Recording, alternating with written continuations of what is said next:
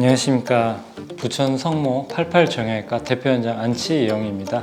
세 번째 이제 이 인대나 힘줄 그런 걸 강화해주는 주사가 있는데 몇 가지가 있는데 처음으로 이제 흔히들 많이 놓는 게 프롤로 주사입니다.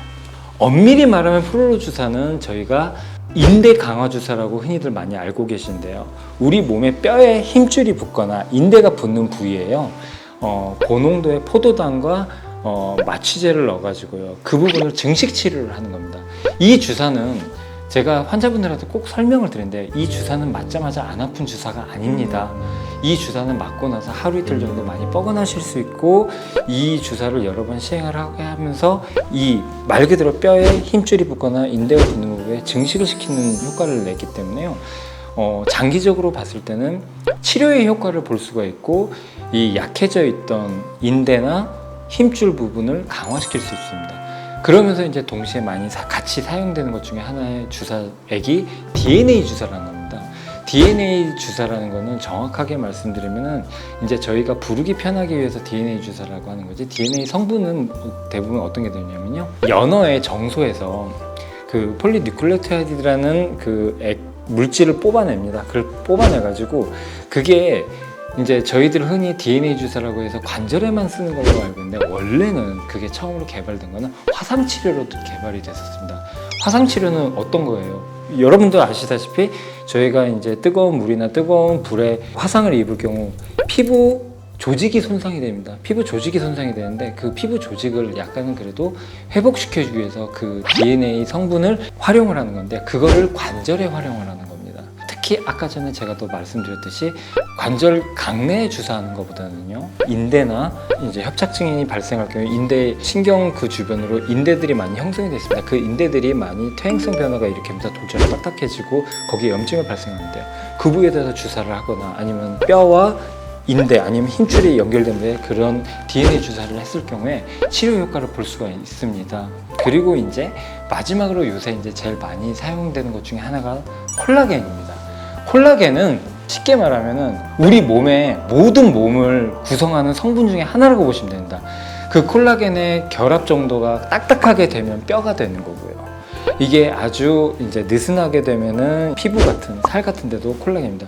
요새 이제 여성분들 피부에 좋다고 해서 콜라겐을 많이 바르시기도 하고 드시기도 하는데 이 콜라겐을 가장 많이 형성하는 것 중에 하나가 근골격계입니다. 근골격계고 특히 인대나 힘줄 질환, 대표적인 게 어깨 회전근개 질환, 아킬레스 건염, 족저근막염, 발목의 외측 불안정성을 일으키는 외측 인대 질환, 그리고 무릎의 이제 각종 인대 질환, 이런 인대 질환에 콜라겐이 말 그대로 이제 염증이 오래되게 되면요, 조금 간단한 기준을 설명드리면요, 우리가 팔꿈치 외측 상과염이라는 질환이 있습니다. 외측 상과염이라는 질환이 있는데 이거는 외측 상과에 힘줄이 붙는데요, 이게 과도한 일을 하거나 반복된 일을 하게 되면은 이 힘줄이 약해지게 됩니다. 힘줄이 약해지게 되고 과도하게 사용이 되면 염증이 발생하는데 말씀드린 대로 스테로이드 같은 걸 사용을 해서 염증을 줄여주게 되는데요, 이게 오래되게 되면 이 힘줄 자체가 약해집니다.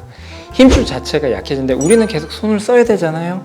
손을 쓰게 되면은 이 힘줄이 자기 일을 해야 되는데 얘가 약해져 있기 때문에 쉽게 말하면은 이 약해진 애가 일을 못하니까 난 못하겠어 하면서 파업을 합니다. 파업을 하는 게 염증이거든요.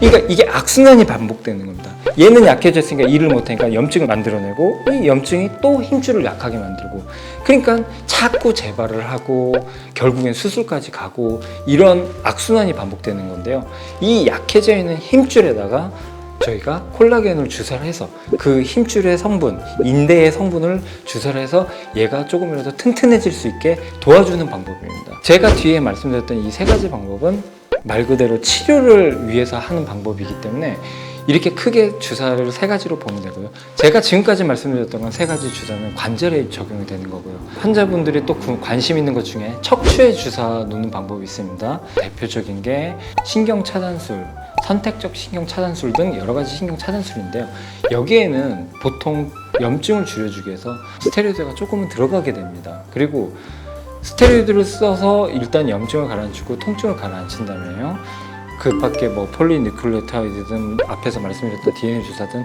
그런 주사들을 이용해서 병에 솔직히 말씀드리면 이 주사 치료가 척추관 전방 전이증이나 척추 협착증이 있을 때, 척추 협착증이 많이 진행돼서 신경을 많이 누르고 있거나 그럴 때 이 병을 치료하지 못합니다. 저도 환자분들한테 꼭 말씀드리는 게, 어머님 아버님 이 척추는 지금 퇴행성 변화가 너무 많이 와 있어서 이거의 근본적인 치료는 수술밖에 없습니다 라고 꼭 말씀을 드리는데, 그렇다 하더라도 이 병이 진행되는 건 어느 정도 조금 늦출 수 있고요. 지금 제일 중요한 거는 특히 척추관 협착증 같은 경우는 어머님 아버님들이 활동을 하시는데 활동할 때 너무 힘들어 하십니다. 걸어갈 때도 조금만 걸어 다니면 다리가 당겨서 걷지를 못하시면서 뭐 움직이는 것도 힘들어 하시기 때문에 그런 움직임을 편하게 해드리고 일상생활로 회복을 돕는 과정이지, 협착증이 엄청나게 진행되어 있는 상태에서 이 병을 근본적으로 치료한다, 그거는 절대로 나쁜 말이고 잘못된 말입니다. 그렇게 설명하는 의사가 있지도 않을 뿐더러, 만약에 그렇게 설명하시는 의사 선생님 계신다면 그거는 그분한테 꼭 여쭤보셔서 정말로 이게 병이 고쳐지는 거예요? 라고 여쭤보셔야 됩니다. 그렇다고 해서 이 신경주사 치료나 신경차단술, 선택적 신경차단술이 병을 치료하는 효과가 아예 없는 건 아닙니다. 가벼운 병이나 협착증이 아주 심해졌을 경우에는 이 협착증을 진행을 막고 협착증의 병의 정도를 경감시킬 수 있는 효과는 있기 때문에 꼭 전문의와 상담하시고 치료받으시길 권유드립니다.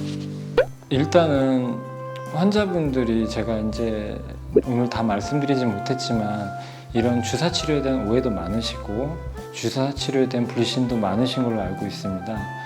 하지만 의사 입장에서 가장 중요한 거는, 어떤 선생님들도 마찬가지일 겁니다.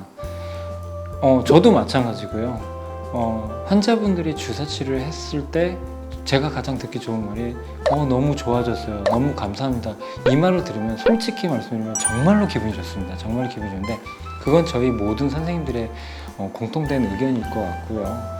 저희가 잘못해서 불신이 쌓인 거는 분명히 있을 겁니다. 있을 거지만 그래도 환자분들을 위해서 열심히 일하시는 선생님들도 많기 때문에 너무 두려움 갖지 마시고요. 가까운 전문의한테 오셔가지고 꼭 상담하시고 적절한 치료를 받아보시길 꼭 권유드립니다. 이상 부천 성모 88정형외과 대표원장 안치영이었습니다. 감사합니다.